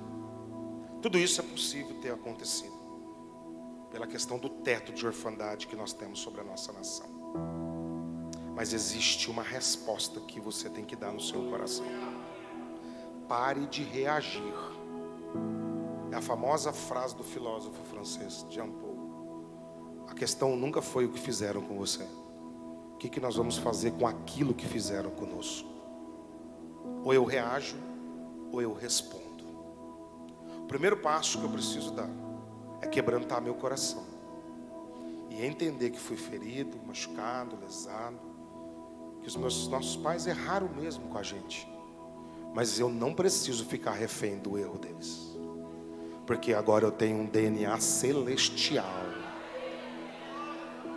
Eu me desconecto do temporal, do biológico, dessa herança comportamental e emocional. Eu me conecto à verdadeira essência de quem eu sou. E aí começou a imagem e semelhança do meu pai. O meu pai é perdoador, eu sou perdoador. O meu pai ama, eu também amo. O meu pai dá outra face, eu também dou outra face.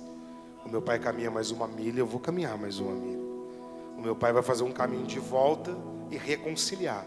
Eu vou fazer um caminho de volta e reconciliar também. Não porque ele acertou comigo, mas porque eu tenho um DNA, que é um DNA do meu Pai que estás nos céus. É aqui que eu quero te chamar para esses dias, você se encontrar com esse Deus. Até porque a paternidade de Deus nos comunica não o que Deus faz, mas quem de fato Ele é nas nossas vidas. Não é o poder de Deus que muda a nossa vida, é a natureza de Deus quando revelada. Quando a natureza de Deus é revelada a nós, nós começamos a ser transformados na nossa natureza. A mudança é de dentro para fora. Nós estamos acostumados a nos mover no poder de Deus, e o poder é bom. Ele cura, Ele liberta, Ele restaura, Ele faz tudo acontecer. A gente precisa também do poder, mas ninguém é transformado quando é tocado pelo poder.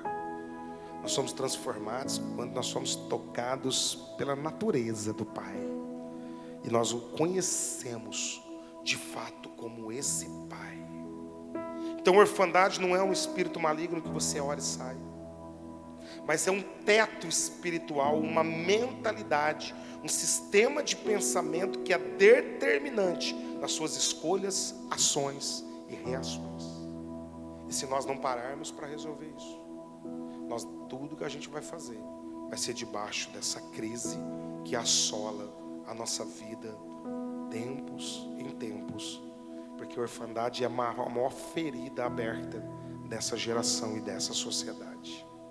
Eu digo de órfãos de pais que morreram e órfãos de pais que estão vivos, mas que nunca comunicaram o papel de pai. E tem um terceiro tipo de órfão, aquele que é subjetivo. Ele acha, ele vive numa subjetividade, dissociação da realidade. E ele criou tantas expectativas irreais que o pai dele nunca vai corresponder. E ele vive numa crise.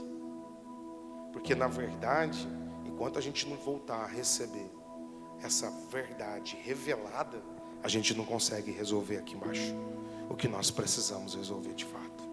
Queria te convidar a você se colocar em pé. Eu tenho descoberto nas minhas andanças que o órfão é de todo mundo e não é de ninguém. Ele é um camaleão. Ele vai se adulterando a forma dele todos os dias. Se você puder, pense sobre isso no dia de hoje. Eu entendi isso quando o Lucas fez 11 anos de idade. Nós o geramos fora do casamento. A partir daí tentamos o aborto. Isso trouxe uma quebra do princípio do pertencimento na vida dele. O louvor pode vir aqui para mim, por favor. Todo ser humano nasceu com um forte desejo de se sentir pertencente. E o órfão, ele não tem essa capacidade. A pessoa que está debaixo de uma influência, de um sistema de orfandade, de um teto, ela chega na porta da igreja. Está todo mundo conversando aqui, vem uma seta na mente dela e fala: ninguém percebeu você. Não vai ser bom esse culto hoje para você. Ela tem uma necessidade de ser vista, uma necessidade de ser aceita, uma necessidade de ser amada, uma necessidade de ser percebida. Então a motivação dela em fazer alguma coisa é só para ser aceito, amado e percebido. Não é porque ela é livre para servir como um filho, porque tudo também é dele.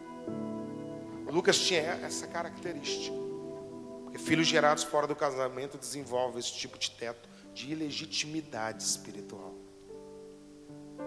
Ele nunca se sente parte da família, ele nunca se assenta na mesa, está sempre buscando. Chega na escola, todo mundo está conectado com as amizades, ele não consegue fazer amizades. No grupo da faculdade, do mesmo jeito. Entra para o contexto da família, não consegue se conectar com a família. Vem para a igreja, não consegue se conectar, está sempre em busca de um grupo. Aí oscila entre os extremos de isolamento e dependência emocional. Uma hora não quer se relacionar com ninguém, a outra hora escolhe alguém para se relacionar e vira um dependente, e fica mendigando emoções o tempo todo. São os verdadeiros consumistas emocionais. Tudo que oferece para ele, ele engole. Tudo que oferece, engole. Você já viu gente que tudo que oferece, eles falam: sou isso aí mesmo. Então o vício de agradar a todos.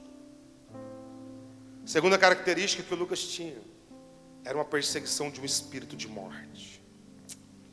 Porque toda tentativa de aborto é um pacto, uma aliança com o espírito de morte, Moloque. Esse menino, tudo que tentava dava errado. doenças recorrentes, sonhos. Me lembro ele com 14 anos de idade, sem sonho nenhum. Sentei com ele e falei, cara, tua vida era para estar bombando, era para você estar voando, já pensando em tudo, cara. O que está acontecendo? Sonhos frustram, sonhos morrem, projetos não funcionam. Tudo que empreende não funciona. E agora eu precisei sentar e confessar para ele que eu gerei fora do casamento, que eu tentei abortá-lo e que eu atraí um monte de perturbação para a vida dele. Eu precisei que ele me perdoasse, orasse por mim. Confessei para ele que eu fui pior do que o avô dele. Tudo que eu julguei, condenei, eu fiz pior. O abandonei. E aí começamos um processo de reconciliação, de pais a filhos. Minha pergunta para você nessa manhã é: você conhece o Pai? Ou você está se movendo pelas dores do seu pai da terra? Ou você está se movendo pelas feridas que foram abertas? Feche teus olhos um pouquinho. Vamos ter 5 minutinhos para a gente orar. Pai, nessa noite, através dessa introdução, quis conectar esse princípio da revelação de quem nós somos no Senhor. A maioria de nós, Deus, não consegue descobrir de fato quem nós somos. Perdemos o vínculo familiar. Os nossos relacionamentos estão comprometidos. A gente conhece Jesus, anda com Jesus, serve Jesus. Mas isso é a nível de entendimento temporal. Porque quando bate a crise na porta do nosso coração, nós anulamos a revelação de quem é o Pai. Nessa noite, Espírito Santo, eu quero pedir que o Senhor, no nosso meio, identifique aqueles que estão debaixo de um teto. Aqueles que estão em sofrimento crônico há anos. Que não conhecem o Senhor ainda. Que se entregaram para resolver um problema, mas nunca tiveram uma intimidade de pai e filho com o Senhor. Ore ao Senhor. De repente a tua fala é a mesma de Filipe: Senhor, conhecer ao Senhor nos basta. Eu estou atrás de tanta coisa. Estou atrás de novos relacionamentos. Eu estou cheio de carências. Eu me entrego a qualquer pessoa. Eu cedo a qualquer proposta. Eu me sinto desconectado de tudo.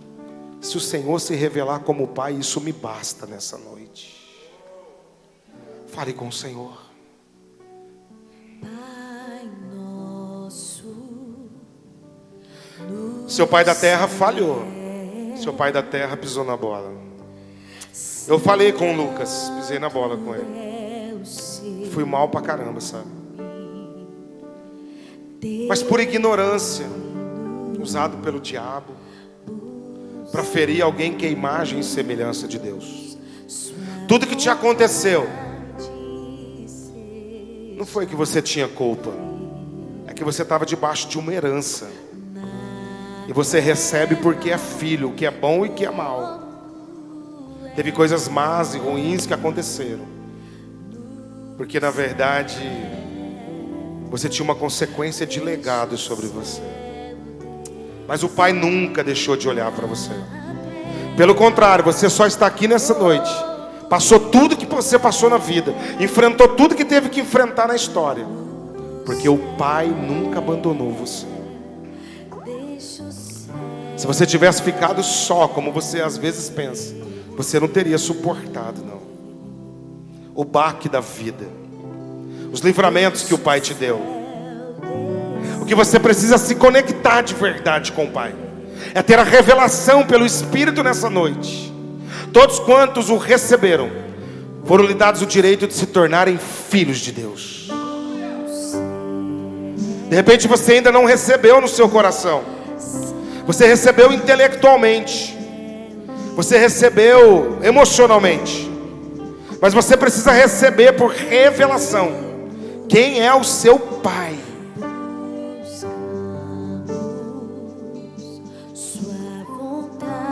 Essa palavra receber é pegar com a mão, é reivindicar, é agarrar, aprender, é nunca mais soltar. A Bíblia diz que todo mundo que agarra de uma vez é lhe dado um poder. Essa palavra poder é exousia, significa permissão, licença, algo da parte de Deus que vai gerar influência, privilégios e governo para você. Deus quer te dar um tempo de um governo na sua vida, te tornar uma pessoa influente nessa geração. E para isso você tem que recebê-lo como pai. Se você tem caminhado à deriva do mar da vida ao longo da sua história cristã, se você nunca teve essa revelação no teu espírito de quem é o Pai, e você se move pelas dores que você está, eu queria orar com você. Se você desejar, se você quiser e puder sair do seu lugar e vir aqui no altar, venha e deixa o céu descer dentro de você.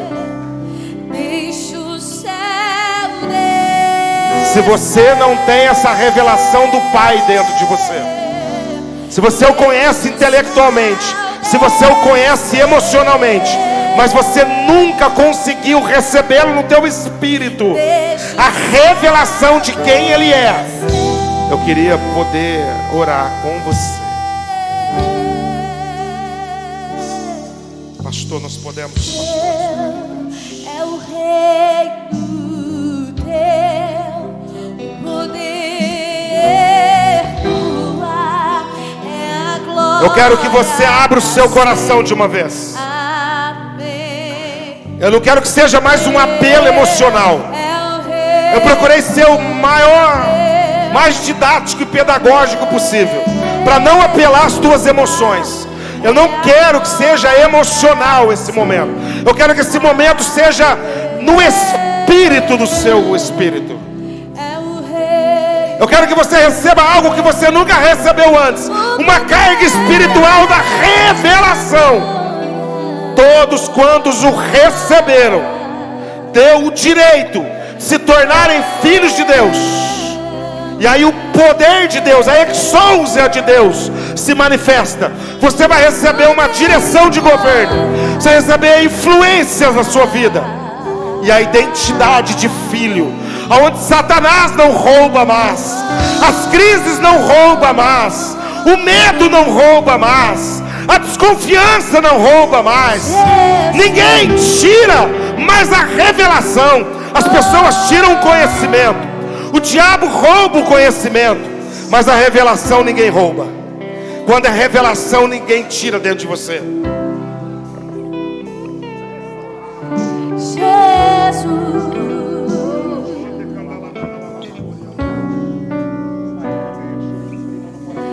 eu quero conhecer Jesus.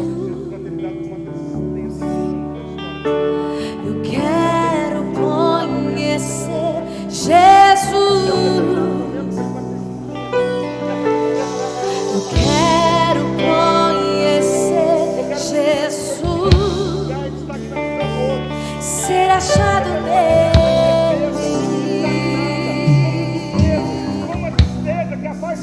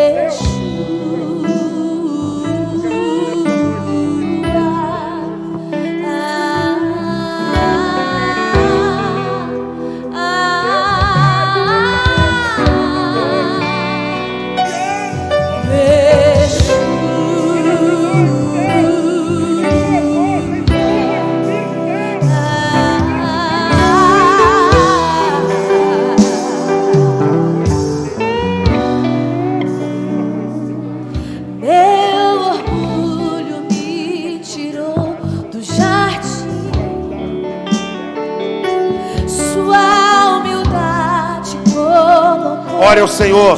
Peça para o Pai ser revelado dentro do seu coração. Queria que a igreja levantasse as mãos, orem. Em troca do amor, eu falharia.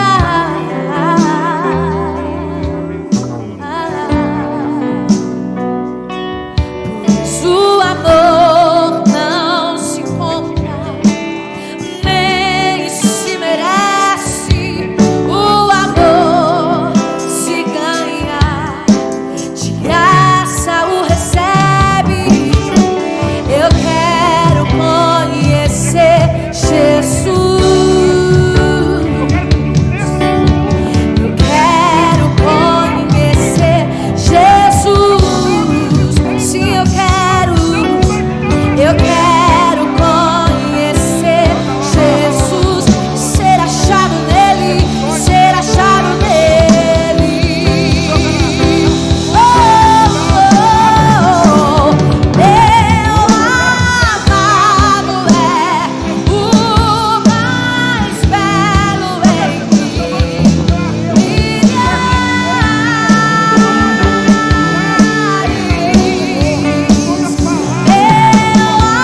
amado é o mais belo em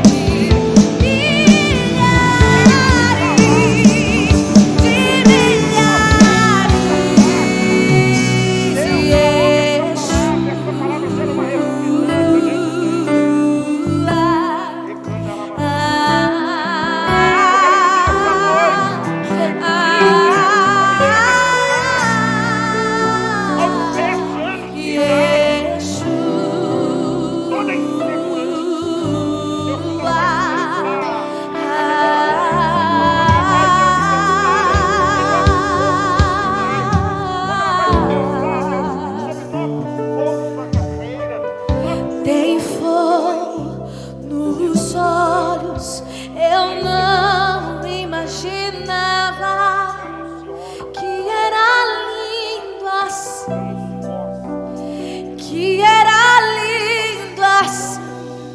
Meu noivo esperado, eu abro a minha casa, pode morar aqui, pode morar aqui. Tem fogo nos olhos, eu não imaginava que era lindo assim, que era lindo assim. Meu noivo esperado, eu abro a minha porta.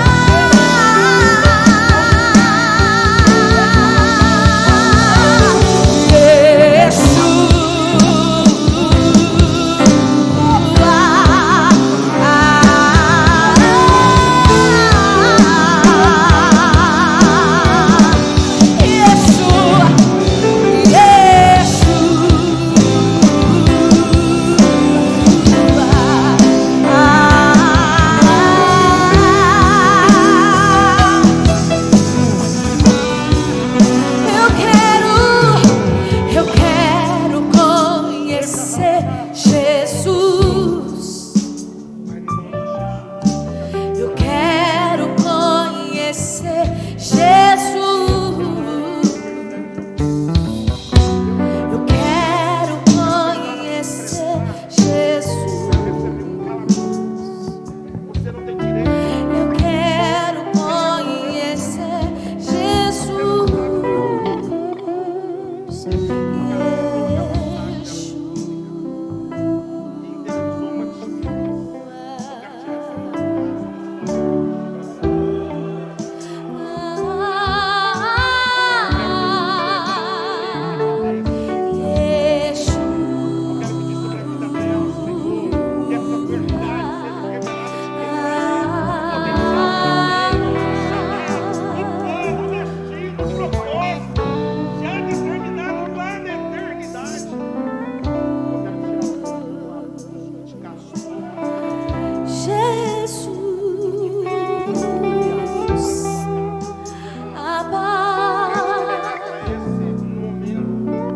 Ser achado nele.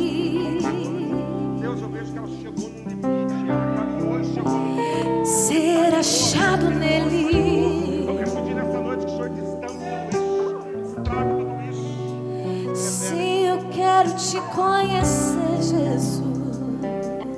Você pode orar com alguém que está aí na sua cadeira, da sua família. Tem alguém da sua família e ore com alguém da sua família. Se não tiver alguém da sua família, ore uma mulher com uma mulher, um homem com um homem. Ore, abençoe seu irmão, a sua irmã. Ore por ele. Peça para que seja revelada essa verdade fina.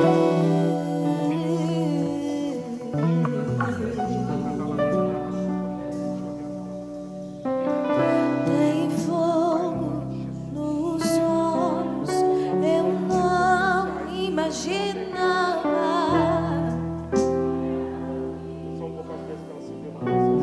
que era lindo assim, meu noivo esperado. Eu abro a minha casa, pode morar aqui. O que é que os anjos veem, que os fazem se prostrar? O que é que os anjos veem, que os fazem cantar santo? O que é que os anjos veem, que os fazem se prostrar? O que é que os anjos veem, que os fazem cantar santo?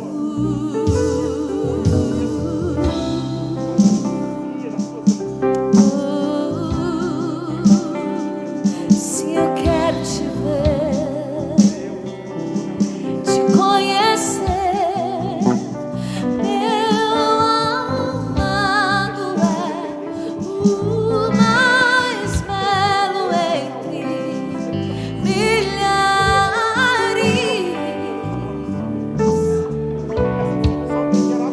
Meu amado é o mais belo entre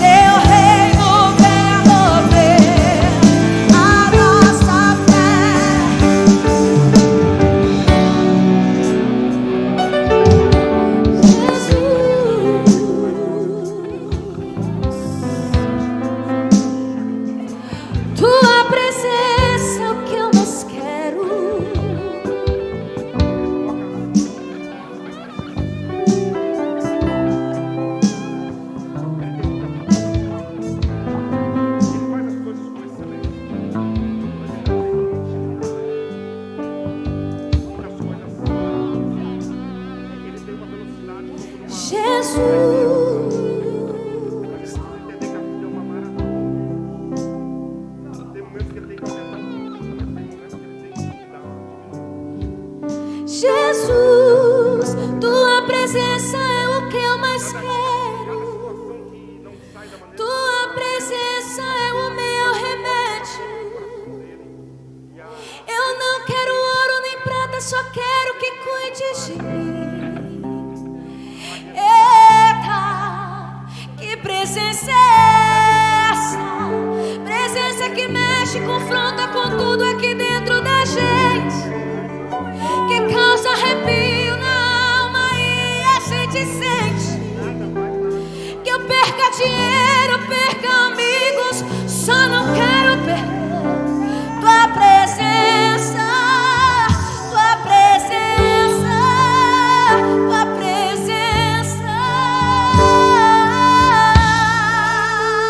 Pai, nessa noite, quando nós nos conectamos com o Senhor de verdade e nós te conhecemos de verdade, nós recebemos uma nova identidade de filhos e filhas do Senhor. Nós só conhecemos quem nós somos a partir do conhecimento que nós temos de quem Deus é. Enquanto nós não mudarmos as perspectivas e voltar o nosso foco para quem Deus é, a gente nunca vai descobrir quem nós somos de verdade. Pai, nessa noite, realinha as nossas perspectivas. Deus, que possamos voltar para casa e durante essa noite o Senhor se revela em sonhos, em palavra de conhecimento, palavra de sabedoria. Que o Senhor possa trazer a revelação dessas verdades, que o Teu Espírito possa continuar trabalhando em nossos corações. Que amanhã a gente, ao chegar aqui, possa voltar aqui com uma certeza: somos filhos e filhas amadas de Deus. O nosso DNA é celestial. Nós não temos nada com essa terra. A única coisa que nós vamos fazer aqui é fluir o que nós somos em Cristo Jesus.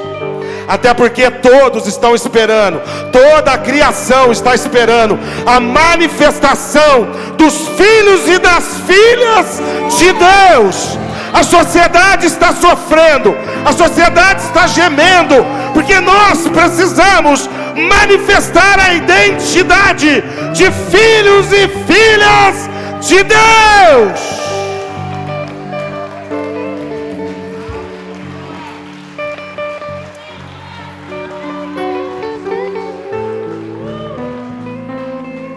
O que eu quis construir nessa noite no seu coração é sobre isso.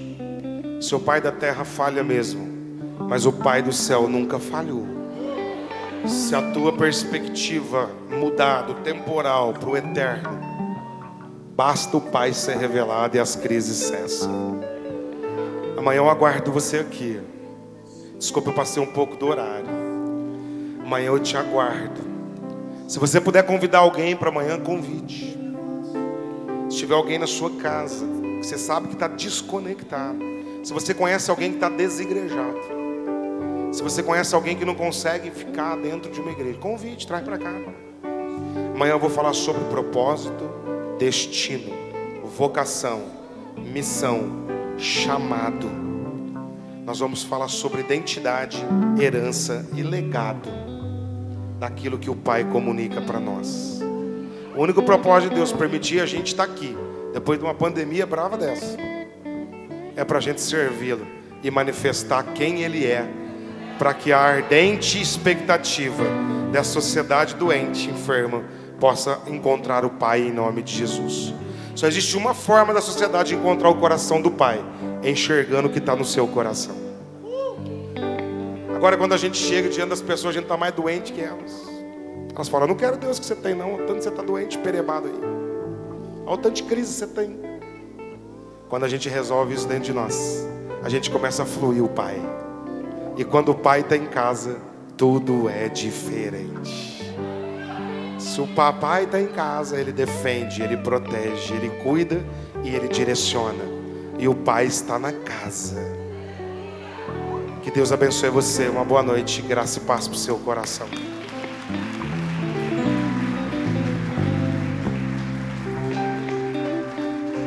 Aleluia.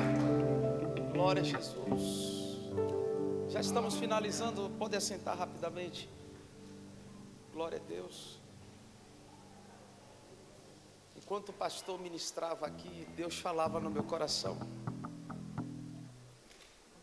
E Ele falou comigo assim: diga, meu povo, destranca o coração.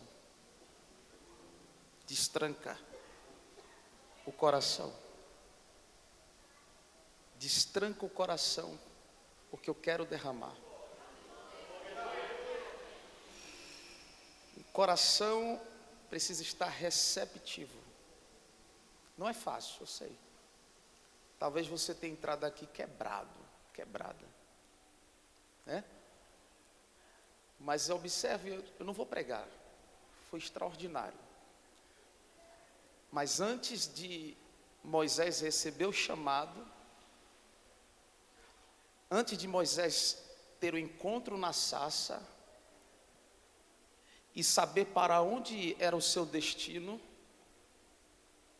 antes de Moisés ouvir Deus falar com ele, Deus tratou de Moisés.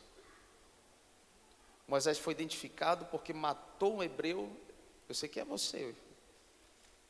Não tem como você atender o chamado de Deus, a vocação de Deus, para ir ao seu destino sem que você saiba quem é você. Lembra daquela máxima do filósofo? Conheça-te a ti mesmo. A pergunta é, nessa noite, ou melhor, foi dito que você foi escolhido desde o ventre, escolhida desde o ventre, formada desde o ventre. Deus te chamou, Deus te escolheu. Agora que você sabe que você não foi um acaso, que você não foi um desacerto, que de fato Deus usou meios para te chamar, saiba que você tem um destino, uma vocação, que Deus tem algo muito importante para realizar através de você aqui nessa terra. E eu quero lançar o desafio que já foi dito aqui pelo pastor. O pastor comunicou comigo, o pastor Ricardo falou aqui. Você vê que o mesmo Espírito testifica. Você vai convidar uma pessoa amanhã. Convida alguém que você sabe que precisa ouvir o que foi dito aqui hoje e muito mais do que Deus vai fazer aqui amanhã. Pessoas que estão com a alma trancada, precisam de cura na alma. Pessoas que carregam essa carga que o pastor falou aqui, carga genética, carga espiritual, carga comportamental. Traga, porque isso provoca uma disfunção, uma desorientação terrível na vida da pessoa. Amanhã você vai ser ministrado por Deus de forma extraordinária. Amém? Louvado seja o nome do Senhor. Se coloque em pé, vamos orar ao Senhor. Tem lanche ali na saída. Ao sair, invista, contribua. Amém? Para a glória de Deus. Deus abençoe os pastores que vieram, que estão conosco. Deus abençoe, pastor. Deus abençoe a todos vocês. Pastor Bispo Cláudio, Bispo Marleide, Pastor Fabiano. Que a mão do Senhor continue sobre a vida de vocês. Amanhã, a partir das 19h15, nós estaremos aqui no templo para adorar, exaltar o Senhor. A nossa irmã Maiana Venas vai estar conosco. Deus abençoe também o esposo da Maiana. Na Igreja do Fogo, né? Assim que o Ezequiel fala. Pai, eu vou para a Igreja do Fogo, porque na entrada tem a logomarca e tem o fogo em cima, né? Tem a Bíblia e o fogo. Aí, pai, eu vou para a Igreja do Fogo, eu quero ir para a Igreja do Fogo. Tem um livro também, viu, irmão, do pastor, os livros do pastor. Traga aqui os 3 temas, por favor. Ele tem 3 temas aqui, interessantíssimos, tá? Custa cada um R$25, cada livro custa R$25. Eu li a sinopse de um deles, pastor, essa semana aqui. E extraordinário, irmão, descanso em meio à guerra. E é possível descansar em meio à guerra? Há um lugar de descanso. Há um lugar de descanso. Decepção, a ferida que paralisa. Olha aqui. E o outro tema é por algo maior.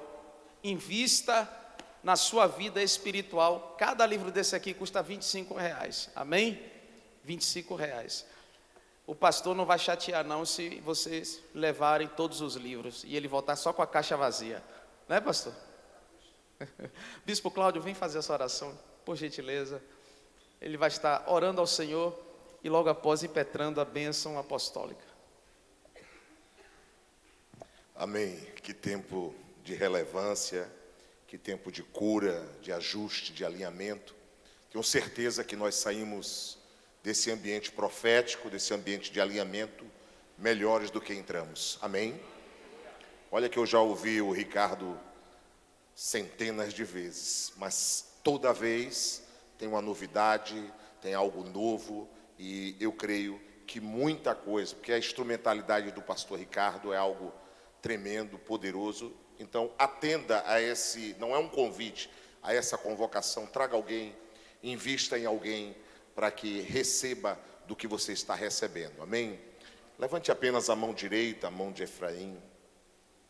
Pai, eu quero abençoar os teus filhos e filhas. Essa é a nossa identidade em Ti, Senhor. E quando nós reconhecemos essa identidade, também sabemos